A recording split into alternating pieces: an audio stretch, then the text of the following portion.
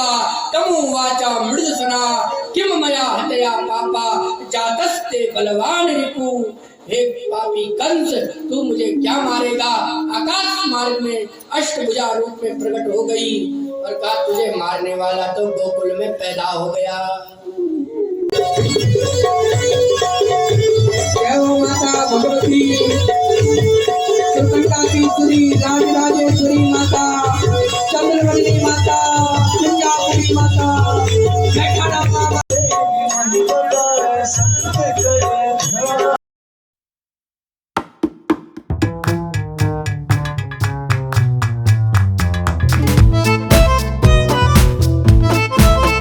Hello दोस्तों, आप सभी को मेरा प्यार भरा प्रणाम। मैं सुनीता रावत, सोना राव, देहरादून देवभूमि उत्तराखंड से।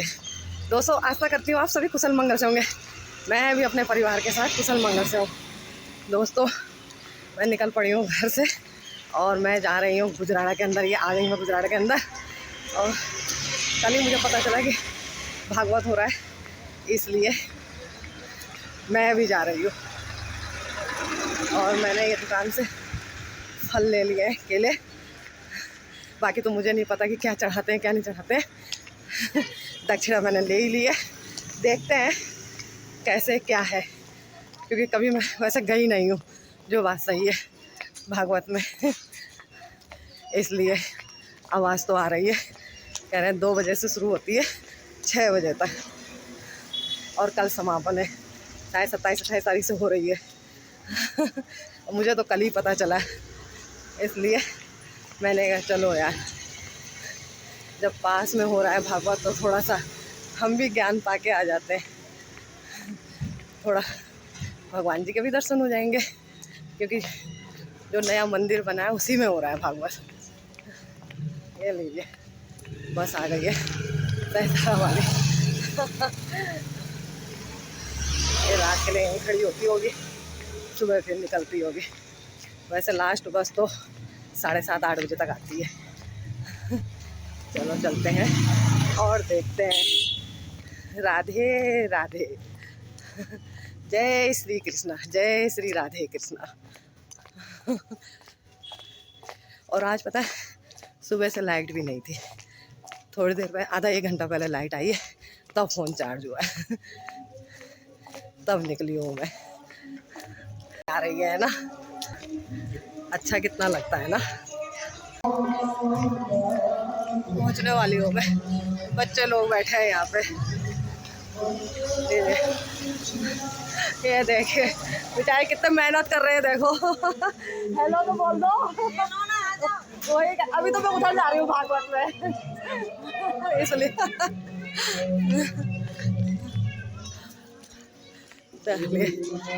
माँ ज्वालवा देवी महाकाली डोली आगमन। चलिए, भगवान कहते हैं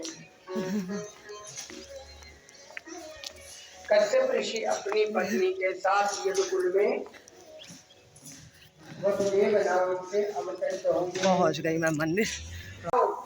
जय हो। चलिए, यहाँ पे जूता चप्पल उतारने के लिए है।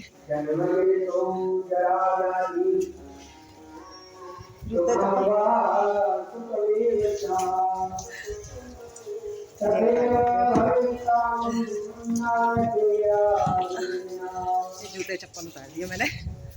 हाँ, शुरू हो गई ना। कितने बजे शुरू हो जाती है? 4 बजे। अच्छा, चलो भाई चलते हैं।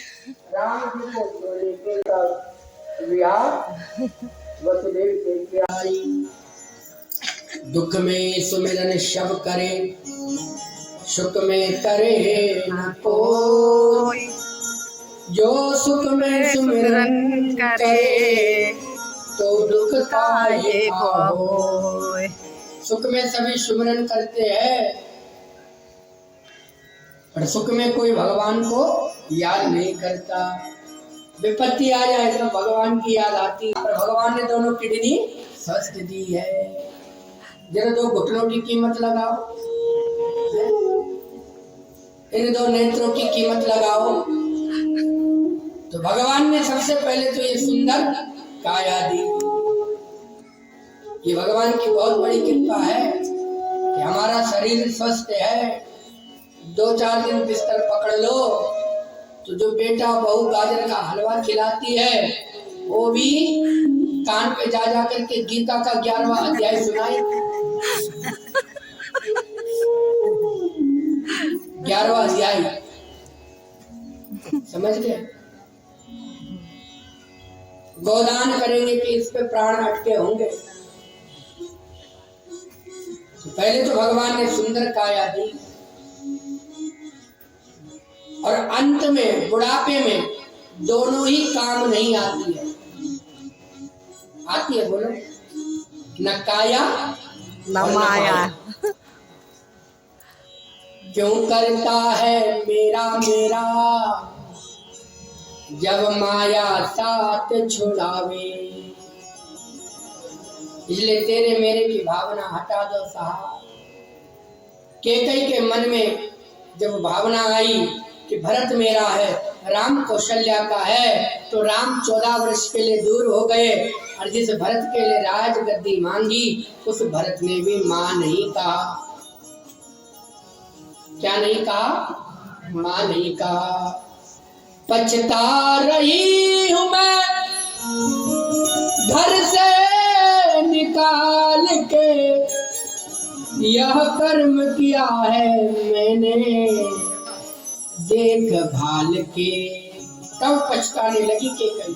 अब जब भगवान 14 वर्ष के लिए वन चले गए तो हम घर परिवार के लिए माया तो खूब जोड़ते हैं और अंत में परिवार वाले उसी माया के पीछे माँ बाप को ठुकरा देते हैं।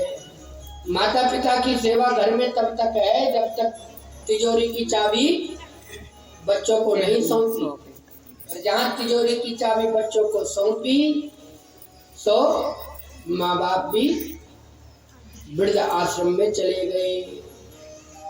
एक व्यक्ति था, उसके 4 बेटे थे, खूब धन था, नाम था, खूब वैभव था।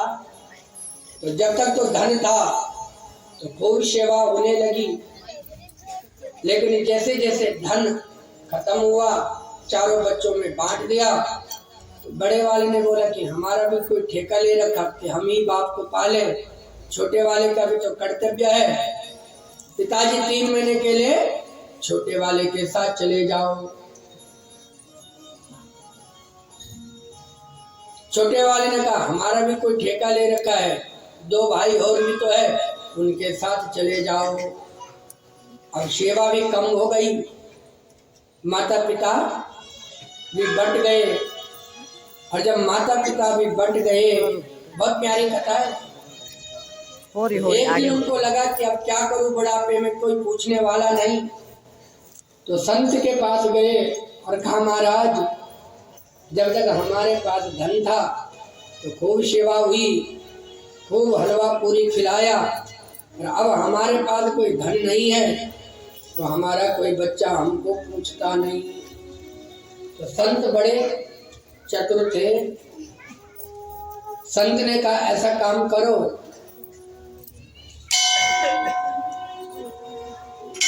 तुम एक गुलक लाओ और उसमें तांबे के 2-4 सिक्के डालना और दरवाजा बंद कर देना और उसको बजाते रहना।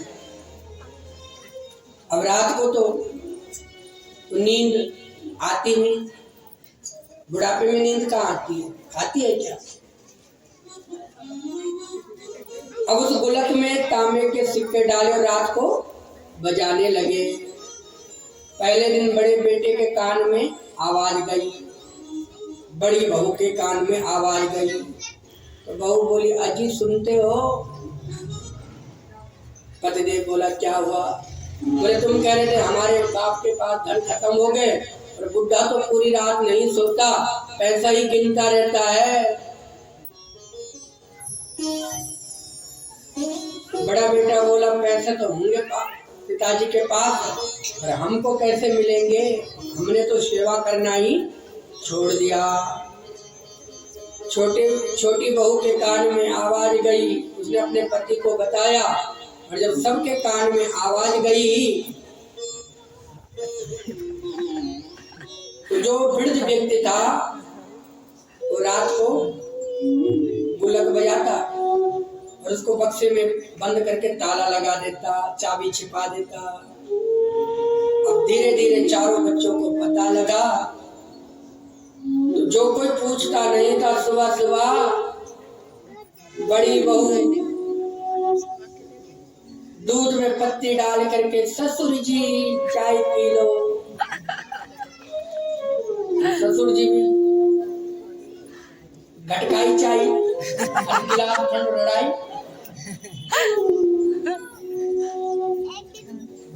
तबरे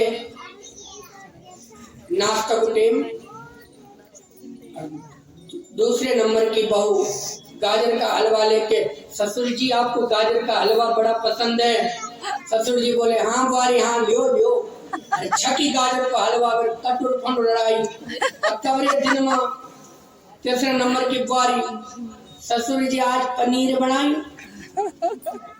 अब सोचने लगे कि जो पूछते भी नहीं थी, इतनी सेवा होने लगी, खूब सेवा होने लगी। पर चारों बेटा बैठ करके इंतजार करने लगे कि कब इनकी मृत्यु हो और हम इस धन को बांटे। और खूब सेवा होने लगी। और एक दिन ऐसा आया कि जाना पड़ा। और जब जाना पड़ा तो चारों भाइयों को लगा कि धन बहुत है, तो गांव वालों को नहीं बुलाया, चारों ने उठाया, ले जाया, आधा जलाया, आधा मछलियों को खिलाया। और घर आकर के जब वो बक्सा तोड़ा तो उसमें तांबे के 4 खोटे सिक्के। और जो बाप के मरने पर नहीं रोए वो उस बक्से को देख करके सर पटक पटक करके रोने लगा। बुढ़ा जाते जाते बेवकूफ बना गया, बहू चिल्लाने लगी, बुढ़ा जाते जाते बेवकूफ बना गया। यही संसार का नियम ऐसा, जब तक धन पद प्रतिष्ठा है सेवा होगी। रिश्तों को यूं तोड़ के जैसे कच्चा सूत, बंटवारा माँ बाप का करने लगे कपूर। मात पिता में बस रहे साक्षात भगवान, मंदिर मंदिर ढूंढता मानव तू नादान। आगे की पंक्ति बहुत बढ़िया है कि मुसंडों को पूजते और नवाते शीश, पानी मांगे बाप तो नखरा करते भी। इसलिए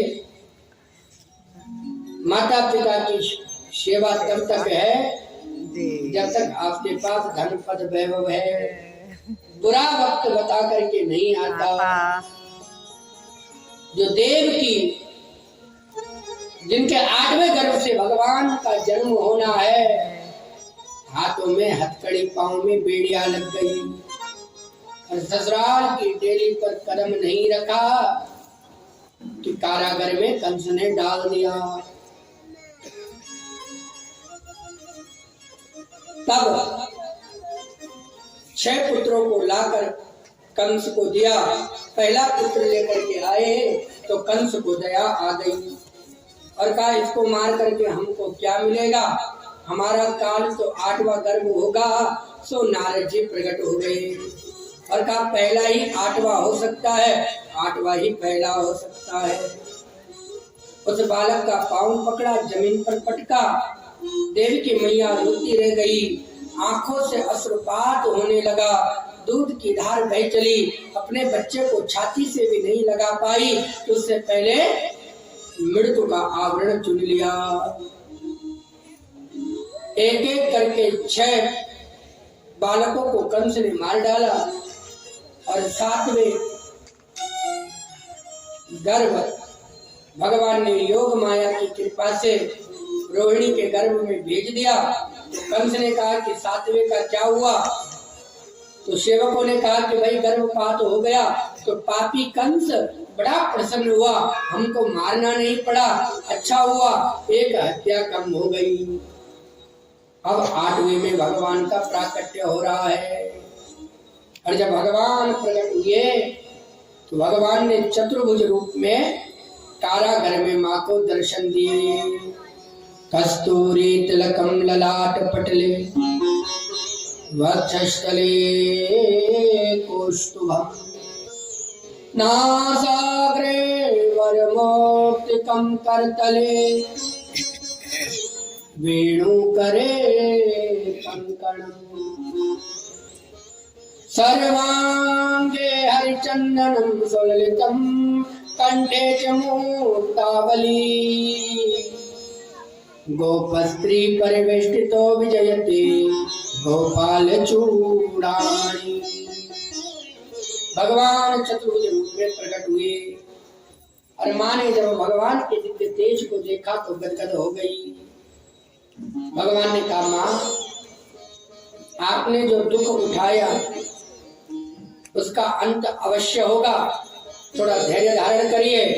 और इतना कहकर के भगवान ने कहा, मैं बालक रूप धारण करता हूँ, आप मुझे यहाँ से गोकुल में ले चलो। भगवान छोटे से बालक बन गए और जो वसुदेव जी ने भगवान को टोकरी में रखा और यमुना जी में ले जाने लगे, सो घनश्याम को देख करके ऊपर के घनश्याम से रहा नहीं गए, वो भी बरसने लगे। तो बलराम जी को लगा कि हमारा भैया भी छोटा है, कहीं बुखार आ गया तो दिक्कत हो जाएगी, सो शेषनाग का रूप धारण करके चलने लगे। यमुना जी ने जब अपने पति को देखा तो पति से मिलने के लिए व्याकुल हो गई। यमुना जी में उफान आ गया और जैसे ही वसुदेव जी के कंधे तक आई, भगवान ने अपना एक पांव नीचे निकाला और अपने पति के चरणों को प्रणाम करके यमुना मैया घुटनों तक हो गई, मानो क्षमा मांग रही है। हे ससुर जी, हमको क्षमा कर देना, हम पति को मिलने में इतने व्याकुल हो गए कि हम समझ नहीं पाए। गोकुल में जाकर के यशोदा के बगल में भगवान को लिटा दिया और वहां से उस कन्या को लेकर के जब आए तो हाथों में हथकड़ी, पांव में बेड़ियां लग गई। बहुत समझने वाली बात है, जब आपके जीवन में परमात्मा आते हैं तो जीव बंधन मुक्त होता है, और जब जीवन में माया आती है तो ये जीव बंधन में बंध जाता है। तो जब भगवान का प्राकट्य हुआ तो हाथों की हथकड़ियां, पांव की बेड़ियां खुल गई, और जब योग माया आई तो हाथों में हथकड़ियां लग गई। योग माया ने रोना प्रारंभ किया। कंस के पहरेदार जागे, महाराज 8वां गर्भ हो गया, क्या हुआ? एक पहरेदार बोले कन्या हुई है। तो कंस ने कहा कि जानबूझ करके कन्या बन करके आया होगा, मुझे मारे ना, और मैं तो छोड़ने वाला नहीं। और जैसे ही उस कन्या को वसुदेव जी के हाथों से छीना, देव की मैया रोने लगी। वसुदेव के आंखों से अश्रुपात हुआ। तमुवाचा मृदुसना किम मया हतया पापा जातस्ते बलवान रिपु। हे पापी कंस, तू मुझे क्या मारेगा? आकाश मार्ग में अष्टभुजा रूप में प्रकट हो गई और कहा तुझे मारने वाला तो गोकुल में पैदा हो गया। इधर यशोदा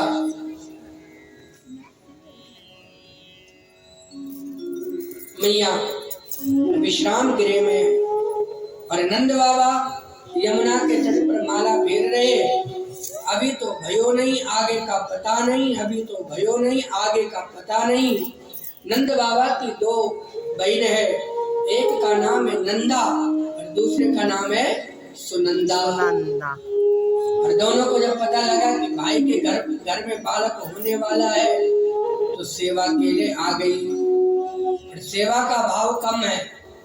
यशोदा माँ के गले में एक हार है, जिस हार का नाम है 9 लखा हार, और दोनों की नजर उसमें है कि भाई का बेटा होगा तो हमको 9 लखा हार मिलेगा।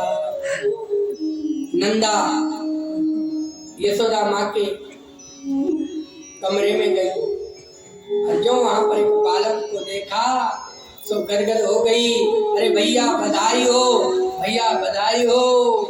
नंद बाबा कहाँ तो 80 साल का डोकरा और 16 साल का छोकरा बन गया। खुशी से उछल पड़े, क्या भयो, लाला भयो, लाला भयो। सब लोग यशोदा और नंद बाबा को बधाई देने लगे। हम भी थोड़ा यशोदा और नंद बाबा को बधाई दे। उसके बाद फिर दिव्य कथा माँ भगवती की, क्योंकि आज तो आराम से कथा सुनाएंगे 8-9 बजे तक। कल तो हमने जाना है। आराम से बैठे रहो। दयाल की ब्रिज में आनंद भयो जय कन्हैया लाल की। ब्रिज में आनंद भयो जय कन्हैया लाल की। ब्रिज में आनंद भयो जय कन्हैया लाल की। ब्रिज में आनंद भयो जय कन्हैया लाल की। जय कन्हैया लाल की। जय गौ दयाल की। जय कन्हैया लाल की। जय गौ दयाल की। ओ जय कन्हैया लाल की। जय गौ दयाल की। जय कन्हैया लाल की। जय गौ। प्रकट हो गया जो लाल वर्ण का है। उसके बाद भगवान शिव के शरीर से एक तेज प्रकट हुआ जिसका वर्ण श्वेत है, और भगवान विष्णु की देह से एक तेज उत्पन्न हुआ। और देखते देखते तीनों शक्ति इकट्ठी हो गई और अष्टभुजा काली प्रकट हो गई। बोले काली मैया जय। अब तो काली मैया रौद्र रूप धारण करने लगी। यथा नटो रंग गतो नाना रूप भवत्तस्यो एक रूप स्वयं भोपी लोक रंजन हेतवे तथेसा देव कार्यहर्ता रूपाति स्वलीलया करोति बहुरूपाणि निर्गुणा सगुणानि च। माँ ने सुंदर रूप धारण किया, कहा हे देवताओं चिंता मत करो, तुम्हारी मैं इच्छाएं पूर्ण करूंगी। इतना कहकर के माँ भगवती अपने रत्न द्वीप में आ गई। और दैत्यों ने जब माँ भगवती को देखा तो मूर्छित होकर के धरती पर गिर पड़े। तब महिषासुर ने अपने दूत को माँ के पास भेजा। दूत ने माँ भगवती के पास जाकर कहा हमारे स्वामी से बड़ा बलशाली कोई नहीं। माँ भगवती बोली यदि तुम जीवित रहना चाहते हो तो पाताल लोक को चले जाओ।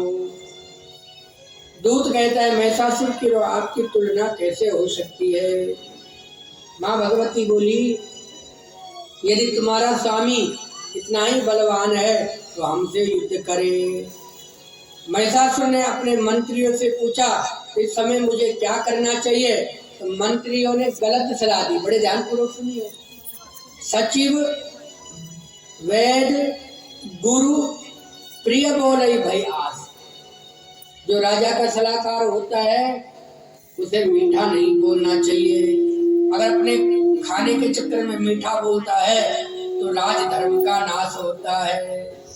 वैद्य अगर मीठी मीठी दवाई दे कि मेरा व्यापार चल पड़े, रोगी ठीक होना हो, तो शरीर का नाश हो जाता है।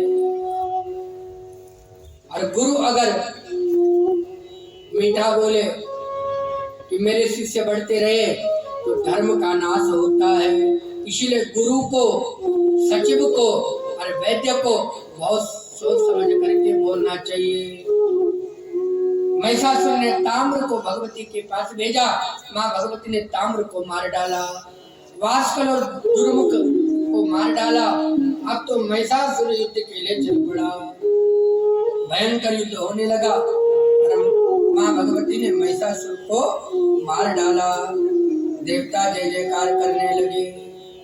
शुंभ निशुंभ को भी माँ भगवती ने मार डाला। और जब शुंभ निशुंभ को मार डाला तो देवताओं ने माँ भगवती की आराधना करी।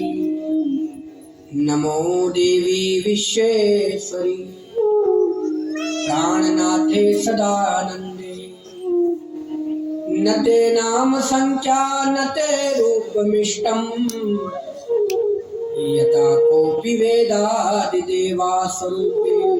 हे माँ, संसार में तेरे बिना कोई कार्य हो नहीं सकता। इसलिए माँ, तूने हमारी रक्षा करी, तेरी सदा जय जयकार हो। तू धन देने वाली है, तू वैभव देने वाली है, तू संतति देने वाली है। इसलिए हे माँ, हमारी पुकार को सुनो। माँ भगवती का एक स्वरूप प्रकट हो गया जिसका नाम कौशिकी पड़ा, और रूप काला होने से भक्त काली कह करके पुकारने लगे। बोले काली मैया की जय। माँ ने वचन दिया, राक्षसों का वध करूंगी, और उसके बाद निर्बल हो गया। तब शंकराचार्य जी ने देवी क्षमापन की रचना करी। न मंत्रम नो यंत्रम तदपि च न जाने स्तुति महो, न चाहवानम ध्यानम तदपि च न जाने स्तुति कथा। कुपुत्रो जायेत क्वचिदपि कुमाता न भवति। हे माँ, कुपुत्र हो सकता है पर जीवन में कुमाता नहीं हो सकती है। आप मुझे क्षमा करो। और तब माँ भगवती ने दिव्य दर्शन शंकराचार्य जी को दिया और क्षमा किया। इसलिए समाधि मुनि कहते हैं, जिस प्रकार माँ अपने पुत्र से निष्काम प्रेम करती है, बेटा चाहे घर में हो चाहे प्रदेश में हो, और माँ अगर रोटी भी बना रही है तो चिंतन किसका करती है? बेटे का। अगर मेरा बेटा यहाँ पर होता तो गरम गरम रोटी खिलाती। पता नहीं कुछ खाया होगा या नहीं खाया होगा, तो रोटी भी बना रही है तो पुत्र का चिंतन करती है। कहीं जा रही है तो बेटे का चिंतन कर रही है। उसी प्रकार भगवत भक्तों को भगवान का चिंतन करना चाहिए। राजा सुरत और समाधि वैश्य को मुनि के वचन अच्छे लगे, और तब मुनि ने माँ भगवती का दिव्य मंत्र दिया और कहा, घर में माँ भगवती का पाठ कराओ, मनोकामना पूर्ण होगी। समाधि वैश्य और सुरत राजा ने माँ भगवती की आराधना करने लगी, और माँ भगवती प्रसन्न हो गई। राजा की पत्नी माँ भगवती की आराधना करने लगी, और प्रसन्न होकर के माँ भगवती को तुम्हारा प्यार न रूठे, तेरा दरबार न छूटे। तुम्हारा प्यार न रूठे, तेरा दरबार न छूटे। इस धरती पर स्वर्ग से सुंदर, इस धरती पर स्वर्ग से सुंदर है माँ का दरबार। हम पर रहे बरसता यूं ही सदा तुम्हारा प्यार न रूठे, तेरा दरबार न छूटे। तुम्हारा प्यार न रूठे, तेरा दरबार न छूटे।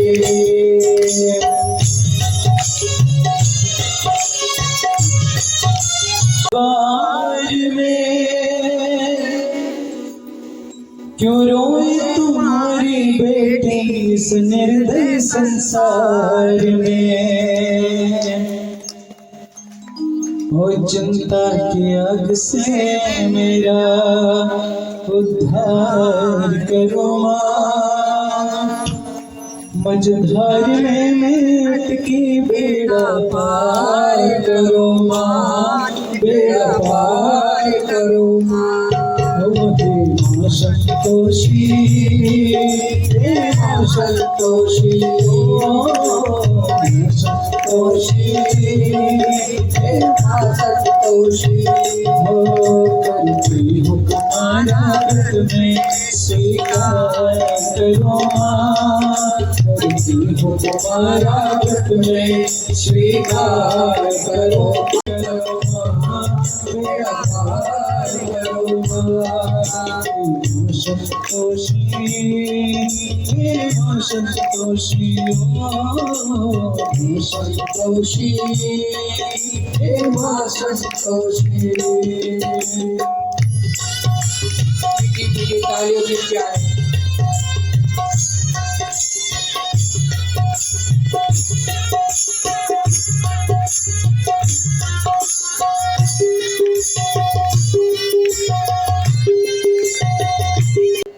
इसके लिए मैं आपको बहुत बहुत साधुवाद धन्यवाद देता हूँ। हमारे आशीष भैया ने सुंदर भजनों के माध्यम से खूब आनंद यहाँ पर लाए और बहुत सुंदर गाते हैं। हमारे पास शब्द नहीं है, लेकिन जब ये हमारे साथ कथा में होते तो हमको भी कथा करने में आनंद आता है। सही बात। संगीत भगवान की आत्मा है। समाज में लोगों की एक कुदृष्टि है कि लोगों को लगता है कि ये तो इंस्ट्रूमेंट बजाने वाले नहीं, लेकिन भगवान से मिलाने वाले अगर कोई है तो आप जैसी महान विभूतियां हैं, जिनके माध्यम से, जिनके भजनों से सुन करके ये मन परमात्मा की ओर भागता है। और ऐसे ही मधुर व्यवहार के धनी हमारे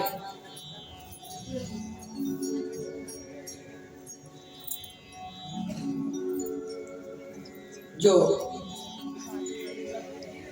आशीष जी है, एक बार ये तालियां बजाए आपसे भैया से गाने के लिए।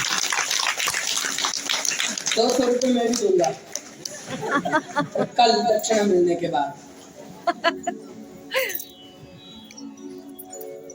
वो दान चंदा वाली बात हो जाएगी। तो हमारे शिवराज जी जिन्होंने सुंदर बांसुरी वादन और तबला वादन भी किया, आपका भी बहुत बहुत साधुवाद। हमारे विवेक भैया, आपका भी बहुत बहुत साधुवाद। साउंड पर हमारे भैया, आपका भी बहुत बहुत साधुवाद। इनकी मुस्कुराहट ऐसी है जैसे किस्तों में मुस्कुराती है। बहुत बहुत साधुवाद। और इसी यज्ञ के मुख्य आचार्य हमारे पवन बमराड़ा जी, जिन्होंने सुंदर पूजा के द्वारा यहाँ पर सबका मन मोहा। हमारे नौटियाल जी, सबका सहयोग रहा और सबका साथ भी रहा, बहुत अच्छा लगा। आप हमारे चैनल को सब्सक्राइब जरूर करें। अनिल कृष्णा भक्ति पथ, आप YouTube में जाना और उसमें एक माइक बना होता है, उसको ऑन करना, उसमें डालना अनिल कृष्णा भक्ति पथ, तो तुरंत हमारा चैनल आ जाएगा। जरूर उसको भी लाइक करें, सब्सक्राइब करें। और हमारे आशीष भैया के सुंदर भजन सुनने हैं तो आशीष भट्ट ऑफिशियल नाम से आपका चैनल है आशीष भट्ट ऑफिशियल। तो जरूर आप लाइक शेयर जो भी होता है उस पे करते रहना। और हवन में थोड़ा थोड़ा के लिए जो तिल थोड़ा चीनी थोड़ा घी मिला के सब लोग लाएंगे अपने अपने घरों से, जो तिल घी। और 8:30 बजे ठीक पूजन हो जाएगा। 10 या 10:30 बजे हम यहाँ पर बैठ जाएंगे और 1 बजे कथा को विराम करेंगे। उसके बाद माँ भगवती की ऐसी दिव्य कृपा हुई है कि जो भंडारा यहाँ पर होगा वो हमारी मंदिर समिति के द्वारा होगा। तो एक बार जरा करतल ध्वनि से तालियां बजाएं। माँ भगवती का जो दिव्य आश्रम ट्रस्ट है गुजराड़ा, आपके द्वारा विशाल भंडारा और सभी लोग उसका भी आनंद लेंगे। जिन लोगों ने 8 दिन तक कथा सुनी और कल नहीं आएंगे तो समझो सब बेकार। और जिन्होंने 8 दिन तक नहीं सुनी और कल आएंगे तो उनको भी उतना ही फल मिलेगा। तो कल एक निवेदन है कि एक तो नाश्ता करके ना आया, ठीक है, इन्हीं को सिर्फ चार परांठे छक लिया था। आप लोग सुबह यज्ञ में भी बैठेंगे, उसके बाद यहाँ पर आकर के 10:30 बजे से मैं कथा प्रारंभ करूंगा, 12:30 बजे तक मैं कथा को विराम दे दूंगा। उसके बाद ठीक 1 बजे पूर्ण आरती हो गया, विशाल भंडारा प्रारंभ हो जाएगा। आप सब लोग भंडारा बांटने में भी अपना सहयोग प्रदान करेंगे और बहुत बहुत धन्यवाद। यहाँ पर हमारा मंदिर समिति आश्रम ट्रस्ट का, हमारे अध्यक्ष और उपाध्यक्ष जी का, जिन्होंने इतना बड़ा सहयोग दे करके इस यज्ञ को पूर्ण किया। और हमने कहा था कि कोई ना कोई हनुमान की भूमिका जरूर निभाएगा। तो आप लोगों ने इस यज्ञ में जो भी दान दिया वो ब्राह्मणों के लिए है। हमने पहले दिन भी कहा था, आज भी कह रहे हैं, कल एक फूल जरूर व्यासपीठ पर ले आना माता के चरणों में। बस हमें इतना ही चाहिए। और हमें तो कथा से प्रेम है और ये जीवन कथा के लिए ही हुआ है, इसलिए हम कथा के लिए मना नहीं करते। अभी मेरे पास बहुत अनुष्ठान थे, मुझे दिल्ली भी जाना था, दिल्ली में 2 अनुष्ठान थे, पर हमने कथा की वजह से इन 2 अनुष्ठानों को भी टाला। अब होलाष्टक भी लग जाएंगे तो 7 दिन कुछ नहीं हो पाएगा। तो हमने कहा कि 7 दिन में हम जो हमने यज्ञ कराने उसके कार्ड बांटना शुरू कर देंगे। तो आप सबका सहयोग मिला, सबने बड़े प्रेम भाव से कथा सुनी और हमने बीच बीच में आपको डांटा भी है, बुरी भी लगी बोलते मुझे।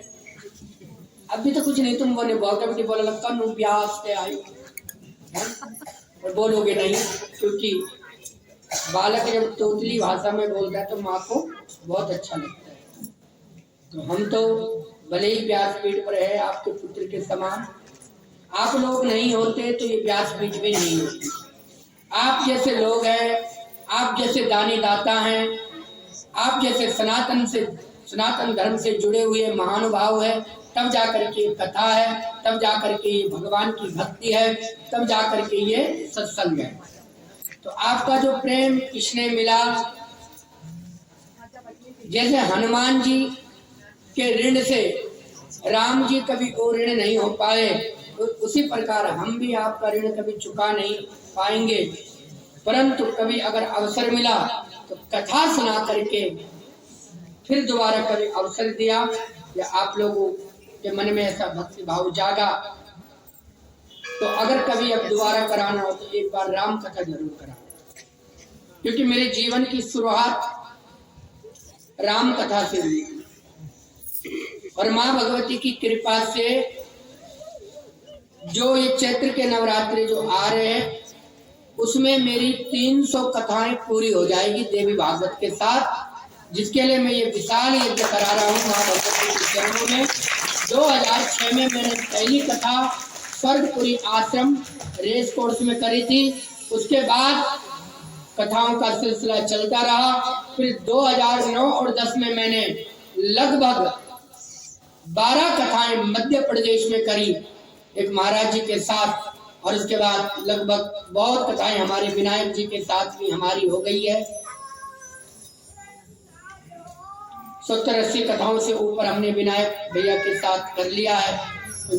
बोले बांके बिहारी लाल की जय, बोले सांचे दरबार की जय, बोले जगदम्बा मैया की जय। आज तो भैया आज मेरे को कह रहे कि भजन आप ही गा लो, और उसके बाद तब हमारे भैया ओ माता तेरी संध्या लागी गए, सची ओम नमो भगवती ज्योति जागी गए। ओ माता तेरी संध्या लागी गए, ओम नमो भगवती ज्योति जागी गए। ओ माता तेरी संध्या लागी गए, ओम नमो भगवती ज्योति जागी गए। सत्य लागी गे।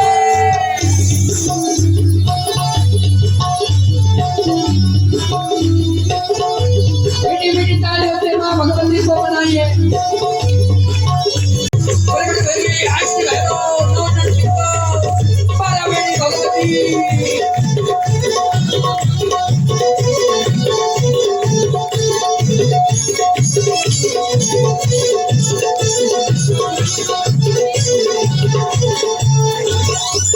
चंद्र बदले माँ प्रगट भेजा, जय अम्बे जगदम्बे पर जुड़ भेजा। हे चंद्र बदले माँ प्रगट भेजा, जय अम्बे जगदम्बे पर जुड़ भेजा। हे चंद्र बदले माँ भाग्य विधाता, सेवा स्वीकार करिए जगमाता। हे चंद्र बदले माँ भाग्य विधाता, सेवा माता भगवती सुरी राजराजेश्वरी माता, चंद्रवल्ली माता, कुंजापुरी माता, बैठाड़ा मामा जरा हो जी बजोगा, छठ पूजा रे पूजा लगोगा, बोल धाम जरा हो जी बजोगा, छठ पूजा रे पूजा लगोगा। जो जानी जो बिना सिर पर बैठकर, लोग सुपारी हर चक्र चढ़ोकर। जो जानी जो बिना सिर पर बैठकर, लोग सुपारी हर चक्र चढ़ोकर। ओम नमो भगवती ज्योति जागे, ओम माता तेरी संध्या लागे। ओम नमो भगवती ज्योति जागे, ओम माता तेरी संध्या लागे।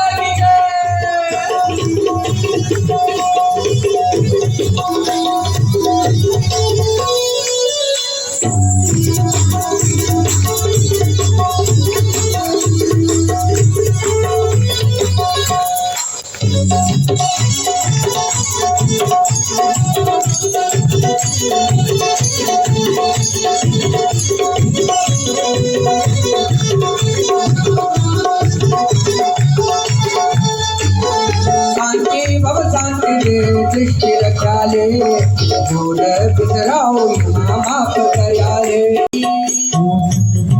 बसा गई तेरी मूर्ति, उतारो मैं मैया तेरी आरती।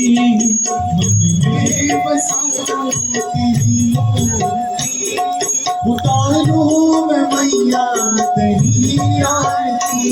ओ करुण पे कष्ट हरो ध्यान तो मैया, दुख में फंसी नाम मेरी धार दो मैया। करुण पे संत करे ध्यान, तेरी महिमा गाए संत करे ध्यान। ओ नारद गुणगान करे छड़े गुणगान करे छड़े बिराता, हो वेद करे ध्यान। नारद गुणगान करे छड़े बिराता, नारद गुणगान करे छड़े बिराता। भक्त तेरे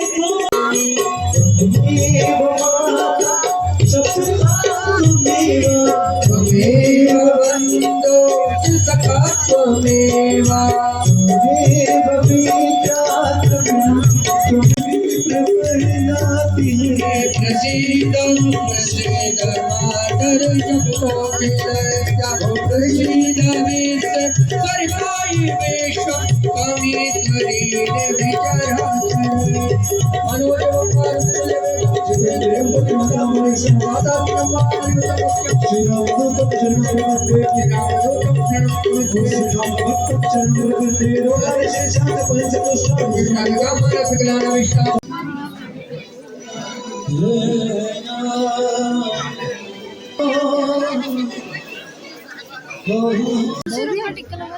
पहले ले लेते फिर लगाते हैं। एक बार भगवत कथा हो गई, आरती हो गई, अब प्रसाद मिलने के लिए लाइन लगी हुई है। अब क्या आशा, तुम तो जुड़ी नहीं मेरे साथ, जुड़ी हो। अब प्रसाद मिल रहा है। अब ये सवांडी लोग सब आ रखे हैं, देखिए। माँ की कृपा सब पे बनी रहे। चलिए हम भी फंसा लेते हैं, लाइन पे लगते हैं, लाइन पे लगते फंसा। चलिए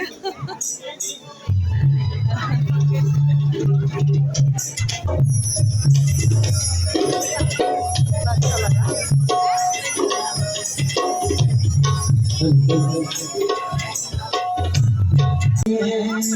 तो सामने कर रहा थोड़ा थोड़ा बहन जी मोबाइल बंद करो तो मैं हाथ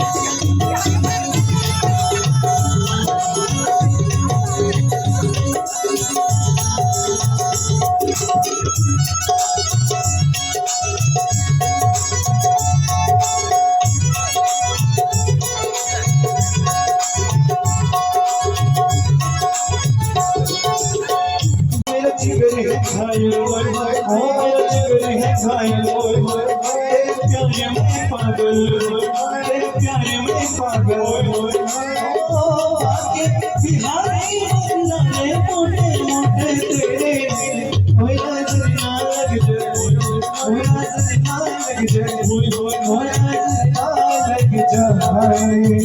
मैं तो हारी चला रे मोटे मोटे तेरे, ओए नजर ना लग जाए, ओए नजर ना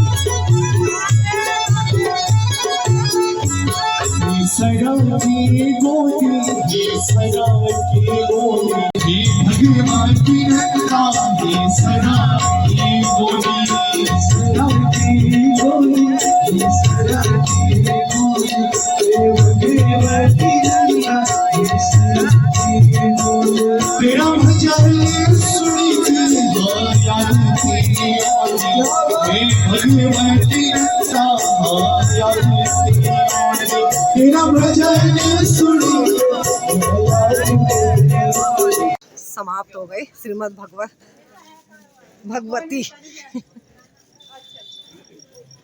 भगवत। चलो माता रानी की बड़ी अच्छी कथा सभी की सुनाई जाती है इसमें, तो कृष्ण भगवान की माता की। अच्छा लगा। अब चलते हैं घर। चलो हाँ जी, चलिए आ गए सारे संत। हाँ जी, लैंड नंबर 1 में।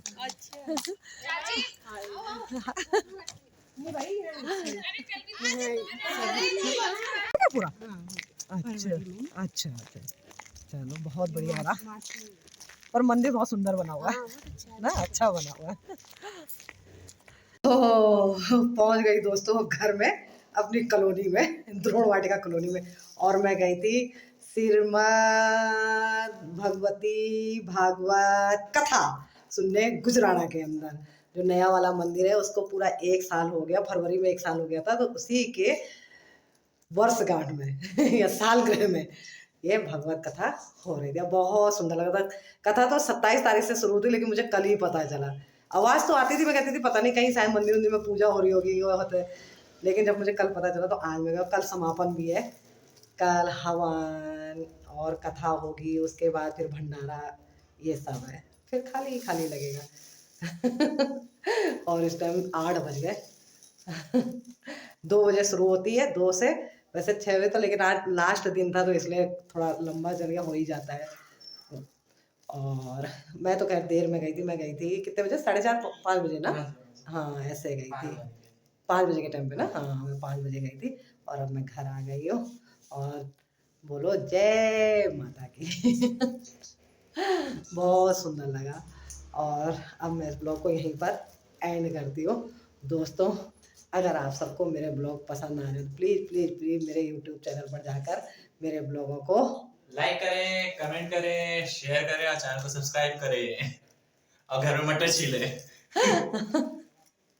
और जय हो देवभूमि उत्तराखंड, जय भारत, जय हिंद। और दोस्तों आप जहाँ कहीं भी हैं अपना अपनों का ख्याल रखिए, स्वस्थ रहिए, मस्त रहिए, क्योंकि अगर आप स्वस्थ रहेंगे तो पूरी लाइफ भर मस्त रहेंगे। और आपके बड़े बुजुर्ग अगर कहीं रहते हैं आपसे दूर, किसी ना किसी वजह से होता है, सबके साथ होता है, हमारे सबके साथ होता है, तो प्लीज़ प्लीज़ जब भी आपको मौका मिले तो उनसे मिलने जरूर जाए, क्योंकि वो आपकी राह देखते हैं। और अगर आपको मेरे ब्लॉग और मिलते हैं, सॉरी मिलते हैं अगले व्लॉग में इसी स्माइल के साथ।